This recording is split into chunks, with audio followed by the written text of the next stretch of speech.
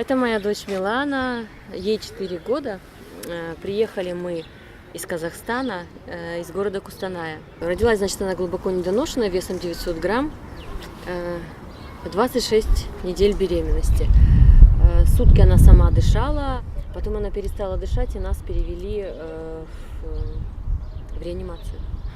Сыночек у меня родился глубоко недоношенный, в тяжелом состоянии. Дышать он не мог абсолютно.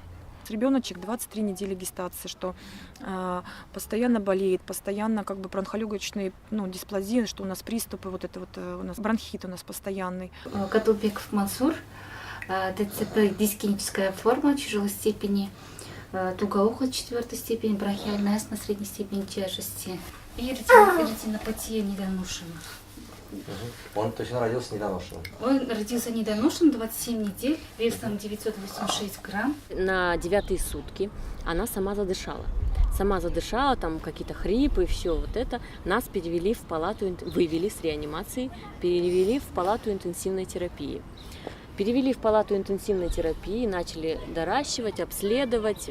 Оказалось, что легкие были не настолько раскрыты. И никто не знал из врачей вообще, что ждать. Выйдете вы отсюда с кислородом или выйдете без кислорода. Может быть, у вас всю жизнь ребенок будет на кислородной поддержке. После палаты интенсивной терапии выписали домой, пришли, и у нас началось. С легким было не все в порядке. Получается, как это выражалось? Ребенок задыхался, ребенок, если какая-то, допустим, там грипп, ОРВИ, потому что она слабая, все это к ней цеплялось. У нас получалось так, что все это переходило в бронхолегочную дисплазию. Мы домой выписались, было все хорошо. Но ребенка мы кормили смесью, так как у меня молока не было. Получается, через 15 дней мы попали в больницу с пневмонией, двухсторонняя пневмония была у нас. И так мы оттуда выписались, опять дома 15 дней только нас было, и опять мы попали же в эту же детскую больницу пневмонии. У нас постоянно было, потому что у ребенка был бронхолегочная дисплазия, это легкие не развиты были слишком, и постоянно из-за легких мы попадали в больницу. У Богдана были серьезные хрипы. По ночам мы боялись засыпать, спать, потому что думали, что мы сейчас проснемся, он не дышит. Она даже синела, начинала задыхаться. Она начинала синеть. Я не спала, я слушала. Дышит, не дышит, дышит, не дышит. Вот как-то так вот. То есть вы столкнулись с той проблемой, с которой сталкиваются все недоношенные детки, да. Родители и дети. Да. Бронхолегочная дисплазия развивается у недоношенных в связи с тем, что у детей, родившихся раньше срока, межреберные мышцы еще не развились в полном объеме, не готовы к самостоятельному дыханию и полностью растянуться не могут, поэтому часть альвеол не заполняется воздухом. Искусственная вентиляция легких приводит к баротравме легочной ткани, при этом токсическое действие высокой концентрации кислорода во вдыхаемой смеси также приводит к повреждению слизистой бронхов. В итоге оба фактора приводят к снижению растяжимости альвеол. У недоношенного ребенка с одной стороны не растягиваются межреберные мышцы, с другой стороны кислород, подаваемый через АВЛ, сжигают слизистых бронхов.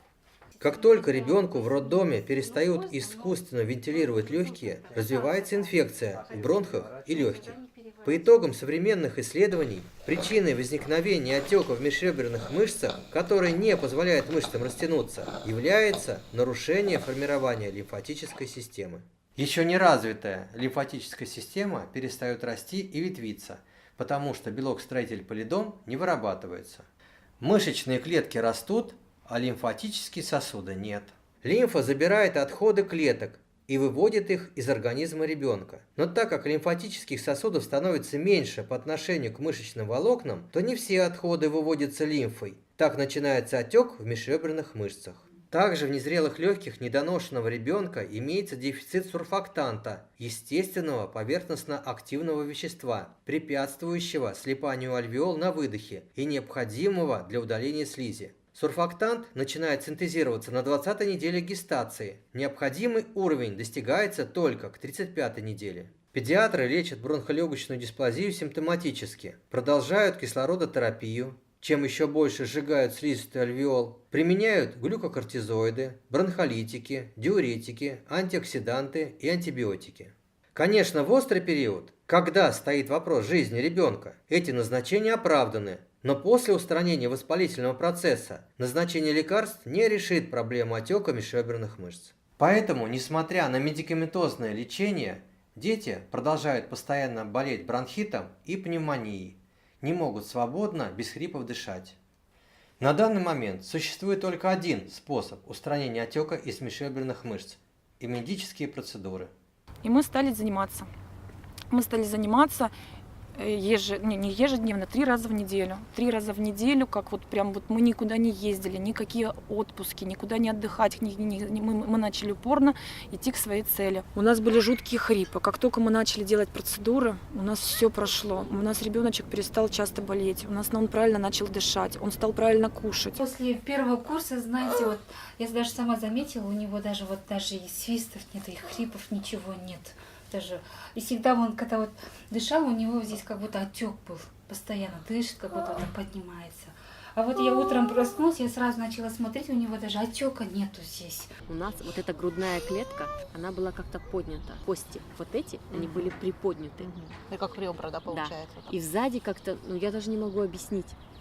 И когда мы начали заниматься, я так считаю, что когда она вот приподнята, зажата, вот это вот и все влияет, получается, там.